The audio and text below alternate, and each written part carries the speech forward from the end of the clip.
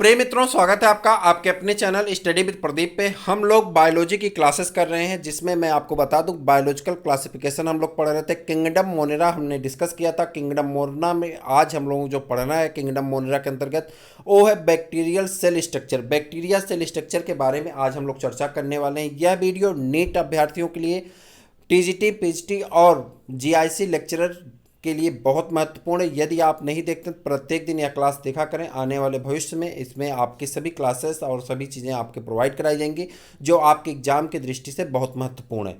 चलिए आगे बढ़ते हैं। यदि आप चैनल पर नए हैं तो चैनल को सब्सक्राइब कर लीजिए। अगर आप नीट में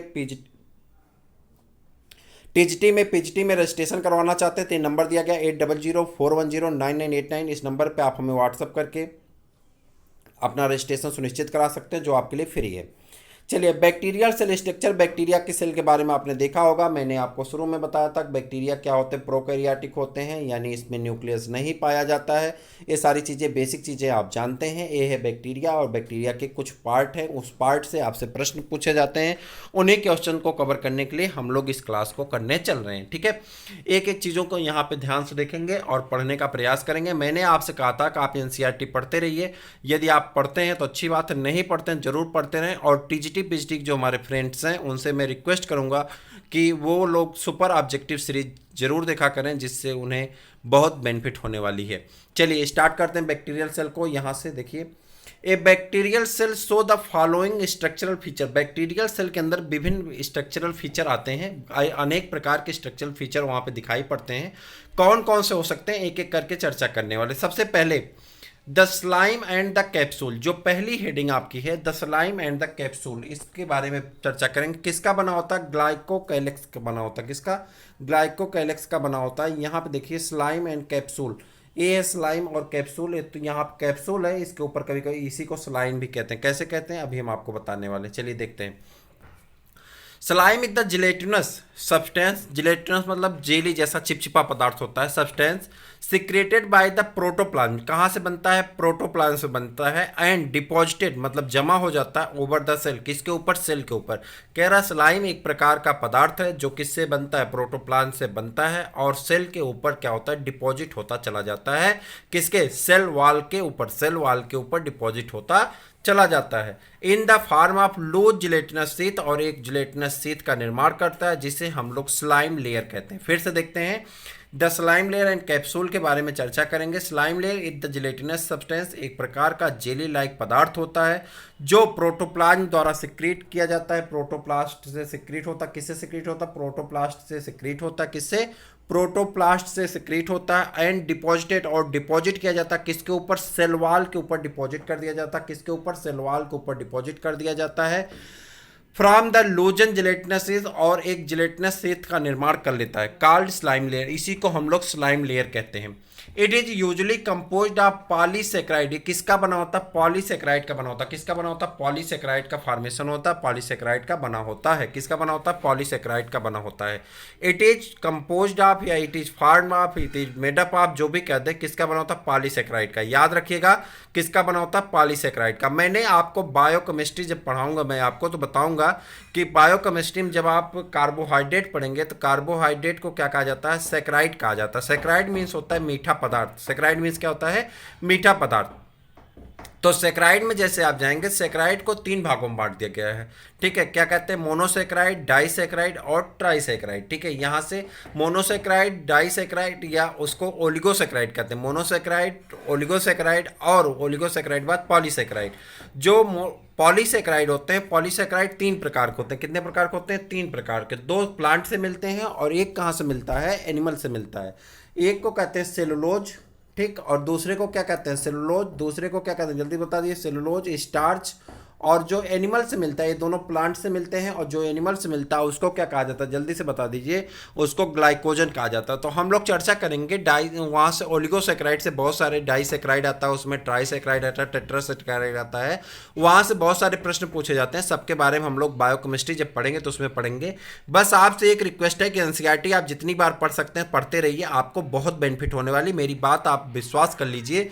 एनसीईआरटी को जितनी बार, हिंदी मीडियम, इंग्लिश मीडियम, जिसमें आपको कंफर्ट लगे उसमें उतनी बार पढ़िए, ताकि आपको उसमें कंठस्थ हो जाए, आपको बहुत बेनिफिट होने वाली, चाहे आप नीट का अभ्यर्थी हो चाहे टीएसटी पीएचडी, ठीक है। In case of some virulent bacteria, कुछ ऐसे बैक्टीरिया होते हैं जो वायरुलेंट बैक्टीरिया है, the nitrogenous substance are also present, इसमें नाइट्रोजनस पदार्थ भी पाए जाते हैं, nitrogenous substance are also present in addition of polysaccharide, किस में जुड़ जाता है, पॉलीसेक्राइड में जुड़ जाता है, नाइट्रोजनस पदार्थ जाकर के पॉलीसेक्राइड में जुड़ जाता है, so that the slime layer become thick, जिसकी वजह से स्लाइम लेयर मोटी हो जाती है, तब हम इसको क्या कहते हैं, कैप्सूल कहते हैं।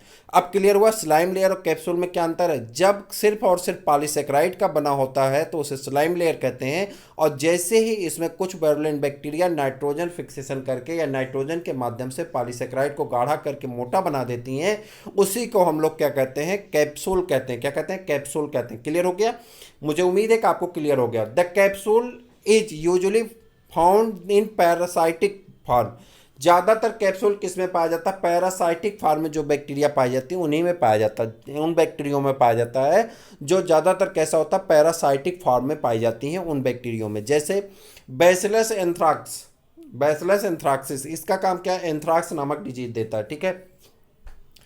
डिप्लोकोकस न्यूमेनाई, निमोनिया नामक रोग कर देता है। माइक्रोबैक्टीरियम ट्यूबरक्लोसिस से टीबी नामक रोग होता है। कौन सा रोग होता है, टीबी नामक रोग हो जाता है। Where it provide the protection against phagocytosis, यह किस पे प्रोटेक्शन करता है, जो इसके ऊपर कैप्सूल लेयर आ जाती है, इससे फाइगोसाइटोसिस से बचाती है। एंड एंटीबॉडीज, और किससे बचाती है, एंटीबॉडी से, ताकि ये मरने ना पाए। अब मान लीजिए कि आपके शरीर में कहीं से बैक्टीरिया इंटर कर गई, किसी सोर्स से आपके बॉडी में इंटर करते, बॉडी में इंटर करने के बाद they can damage the cell, और जब सेल को डैमेज करेगी, सेल उसके लिए क्या करेगी, फाइट करेगी, और जब सेल फाइट करेगी तो उसे निगल जाएगी। फाइगोसाइटिस, सेल ईटिंग, अलग अलग तरीका है, तो इसे मारने का प्रयास करेगी। इसे मारने के लिए हमारी बॉडी एंटीबॉडी का भी निर्माण करता है। जब कोई एंटीजन हमारी बॉडी में इंटर करता है तो उसका अवभगत, उसका स्वागत करने के लिए हमारी बॉडी एंटीबॉडीज का निर्माण करती है, और वो एंटीबॉडी जाकर के उस एंटीजन को किल कर देता है। तो एंटीजन और एंटीबॉडी से मार ना पाए, इसलिए अपने ऊपर किसका फॉर्मेशन कर लेता है, कैप्सूल का फॉर्मेशन कर लेता है, जिससे मरता नहीं और हमारे बॉडी में अपनी लेयर क्या करता है, अपनी संख्या को मल्टीप्लाई करता रहता है, और मल्टीप्लाई करके अपने नंबर को हमें डिजीज दे देता है। The capsulated bacteria are usually non flagellated, मैंने फ्लैजिला के बारे में बताया था कि फ्लैजिला अलग अलग प्रकार के होते हैं, जिसके लिए अलग अलग टर्मोलॉजी यूज होती है। इसके फर्स्ट वाली वीडियो में, इसके पहले वाली वीडियो में मिल जाएगा आपको। तो उसे क्या कहते हैं, एट्राइकस कहते हैं। नॉन फ्लैजिलेटेड को क्या कहते हैं, एट्राइकस कहते हैं। क्या कहते हैं, एट्राइकस कहते हैं, ठीक है। सेकेंड पॉइंट आपकी है द सेल वॉल, आपने देखा होगा सेल वॉल के बारे में, बैक्टीरिया में सेल वॉल भी पाई जाती है, ठीक है। Bacterial cell wall is the outer rigid and tough covering of the cell, कह रहा बैक्टीरियल सेल वॉल जो होती है बाहर की तरफ से मजबूत कवरिंग होती है, which provide shape and protection to the protoplast and keep the cell form bursting and collapsing due to the osmotic change.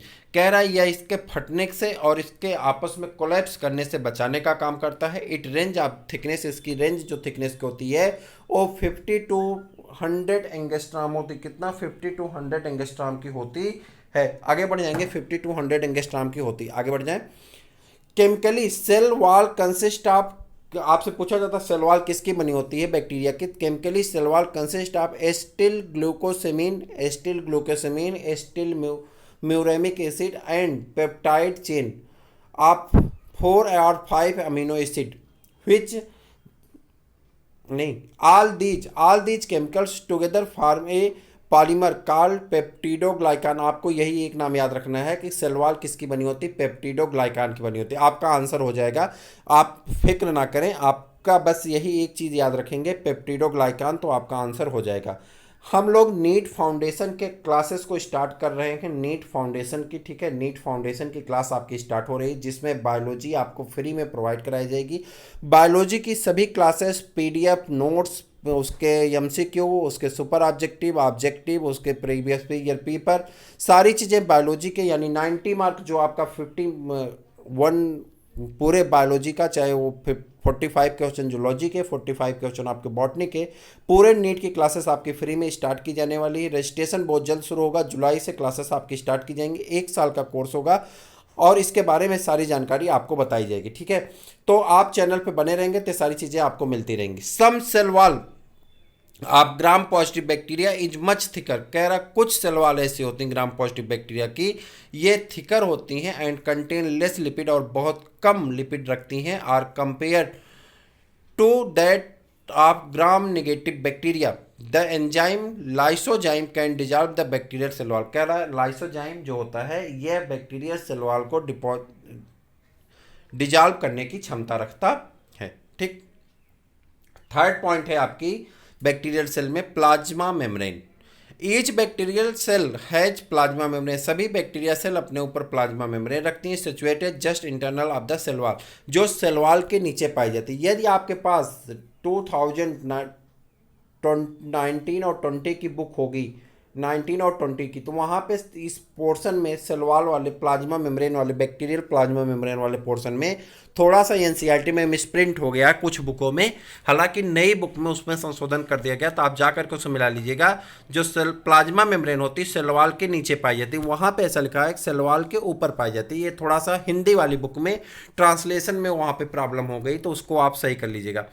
Each bacterial cell has plasma membrane, सभी बैक्टीरिया सेल में प्लाज्मा मेम्ब्रेन पाई जाती है, situated just internal of the cell wall, कहाँ होती, cell wall के नीचे होती, इट इज थिन या पतली होती, इलास्टिक तन मतलब इनमें तनता पाई जाती है, तन सकती हैं, and differentially are selectively permeable membrane, यानी ये अलग अलग भागों में बटी होती हैं, और इसका काम जो होता है यह सेलेक्टिव परमेबल मेम्ब्रेन यानी किसी भी पदार्थ को सिलेक्ट करती है, से जो सेल के अंदर जा सकता है और जो सेल के बाहर जा सकता है। That allows passage of dissolving substance in the out of the cell, जो ये डिजॉल्व सब्सटेंस को पास आउट करेगी, कौन अंदर जाएगा कौन बाहर जाएगा। It is composed of large amount of phospholipid protein and some amount of polysaccharide but lack steroid, कह रहा है कि ये किसकी बनी होती है, फास्फोलिपिड की बनी होती है, प्रोटीन की बनी होती है, और किसकी बनी होती है, पॉलीसेकेराइड की, लेकिन इसमें स्टेरॉइड नहीं पाए जाते। इसमें क्या नहीं पाए जाते, स्टेरॉइड नहीं पाए जाते, स्टेरॉइड नहीं पाए जाते। मैं आपको बता दूं सिंगर एंड निकोलसन ने प्लाज्मा मेम्ब्रेन का मॉडल दिया था, तो उसके बारे में हम लोग सेल चैप्टर जब पढ़ेंगे वहाँ पे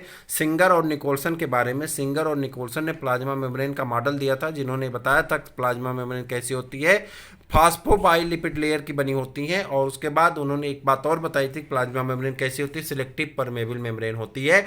आपने शायद सेल वाले चैप्टर में पढ़ा होगा, अगर नहीं पढ़े हैं तो हम सेल का चैप्टर जब पढ़ेंगे तो उसमें कवर करेंगे। ठीक है, some structural associated with plasma membrane, कह रहा कुछ ऐसे स्ट्रक्चर हैं जो प्लाज्मा मेम्ब्रेन से जुड़े होते हैं। ठीक है, मीजोसोम पहला कौन आता है इसमें, मीजोसोम आता है, कौन आता है, मीजोसोम। इन मेनी बैक्टीरिया, बहुत सारी बैक्टीरिया में the plasma membrane give rise to infolding called mesosome, कह रहा है बहुत सारी प्लाज्मा मेम्ब्रेन ऐसी है जो अनफोल्डिंग इनमें मतलब फोल्ड रहती हैं। दीज आर फिंगर लाइक, ये अंगुलियों जैसी हो सकती हैं, स्फेरिकल गोल हो सकती हैं, विली लाइक हो सकती हैं, स्ट्रक्चर में पाई जाती हैं। मीजोसोम पार्टिसिपेट करता है in the formation of septa during cell division and secretion of intracellular substance from inside to outside. They also take part of in the separation of replicated nucleoid. Flagella के बारे में चर्चा करेंगे। These are long thread like structure, यह बड़े thread जैसी संरचना होती है। Structure concern with the mortality of some bacterial cell. ठीक, फ्लैजिला के बारे में मैंने इसके पहले वाले वीडियो में सब कुछ डिस्कस किया था, आप जाकर के वो वीडियो देख लीजिए। आगे पिली आर फेम्ब्रिक, ठीक, these are the extremely minute non flagellated but straight hair like appendage. They measures about 0.5 mu micron to 2 mu micron in the length and 3.3 to 5 mu micron in the width होगा। ठीक है, it composed of protein subunit called pilin arranged helical around of the central hollow cores. The function of pili is not to motility, कह रहा है जो पिली होते हैं इसका काम जो होता है मोटिलिटी का नहीं होता, but they help in the attachment of the bacterial cell, ये बैक्टीरियल सेल के अटैचमेंट में काम करता है। और कुछ सेक्स पिली ऐसे होते हैं जो कंजुगेशन में मदद करते हैं। कंजुगेशन एक प्रकार का एसेक्सुअल मेथड ऑफ रिप्रोडक्शन है, तो उसमें मदद करते हैं। ठीक है, cytoplasm and cytoplasmic inclusion, cytoplasm के बारे में चर्चा करते हैं। The cytoplasm is a complex aqueous fluid, cytoplasm एक प्रकार का जटिल और कैसा है, जली का कॉम्प्लेक्स मतलब जटिल और जली तरल पदार्थ है। सेमी सॉलिड है, सेमी फ्लूइड है। ठीक, सब्सटेंस कंसिस्ट ऑफ कार्बोहाइड्रेट, जिसमें क्या घुला होता है, कार्बोहाइड्रेट घुला, सॉल्युबल प्रोटीन घुला होता है, एंजाइम घुला होता है, को एंजाइम घुला होता है, विटामिन घुले होते हैं एंड लिपिड्स और लिपिड घुले होते हैं एंड 17 टाइप का राइबोसोम पाया जाता है। सेल ऑर्गेनेल्स आर एब्सेंट, और इसमें सेल ऑर्गेनेल साइटोप्लाज्म में क्या होते हैं, एब्सेंट होते हैं। ओनली एक सेल ऑर्गेनेल पाया जाता है जिसका नाम क्या है, राइबोसोम। राइबोसोम 70s टाइप का पाया जाता है एंड विटामिन 70s टाइप का राइबोसोम पाया जाता है। ठीक। Nucleoid, nuclear body or bacterial chromosome. The true nucleus with nuclear membrane is absent. कह रहा है न्यूक्लियर मेम्ब्रेन के साथ न्यूक्लियस नहीं पाया जाता है। The nuclear material consist of naked DNA. Nuclear material अपने पास नेकेड डीएनए रखता है। Is identified the nucleoid or bacterial chromosome, जिसे हम लोग न्यूक्लियोइड कहते हैं या बैक्टीरियल क्रोमोसोम कहते हैं। प्लाज्मिड की बात कर लें, प्लाज्मिड के बारे में चर्चा कर लें। प्लाज्मिड आपको काम देगा आगे चल के, जब हम बायोटेक्नोलॉजी पढ़ेंगे तो वहाँ पे plasmid in addition of bacterial chromosome. Bacterial chromosome के एडिशन में मेनी बैक्टीरिया, बहुत सारी बैक्टीरिया हैव एसेसरी रिंग, जिनके पास सहायक रिंग पाई जाती हैं आप डीएनए कॉल्ड प्लाज्मिड, उन्हें प्लाज्मिड कहा जाता है। The plasmid DNA replicate independently, वह स्वतः से रिप्लिकेशन की क्षमता रखते हैं। Maintains independently identify and may carry some important genes like fertile factor, F factor, resistant factor, R factor, nitrogenous fixing factor, nif genes इत्यादि चीज़ें प्लाज्मिड में पाए जाते हैं। The plasmid which temporally get associated with the nucleoid DNA is known as the episome. क्या कहते हैं इसे, जब प्लाज्मिड जो होता है टेम्पोरली किसके साथ जुड़ जाता है, न्यूक्लियोइड डीएनए के साथ जुड़ जाता है, तो उसे हम क्या कहते हैं, एपिसोम्स कहते हैं। तो इस प्रकार से बैक्टीरियल सेल स्ट्रक्चर को आज हमने कवर किया। बैक्टीरियल सेल स्ट्रक्चर यह आपके लिए बेहद इंपॉर्टेंट है। इस वीडियो का मेन मोटो टिजटी पिजटी रखा गया, हालांकि इसकी स्पीड इसीलिए थोड़ी सी तेज है। मैं आपको बता दूं, नीट अभ्यर्थियों के लिए क्लासेस आपकी स्लोली चलाई जाएंगी, जिसमें आपको एक एक चीज़ें समझाई जाएंगी। टीजीटी पीजीटी के अकॉर्डिंग ये पढ़ाया जा रहा था। टीजीटी पीजीटी में बहुत सारे मित्रों को सब कुछ पता होता है, बस उन्हें एक बार मेमोराइज करना होता है। तो इसी पॉइंट ऑफ व्यू से क्लास चलाई जा रही है, आपको बहुत मदद मिलेगी जब नीट की क्लास आपकी चलाई जाएगी। ठीक है, तो फिर हम लोग मिलेंगे किसी और क्लास में, तब तक के लिए इजाज़त दीजिए। जय हिंद।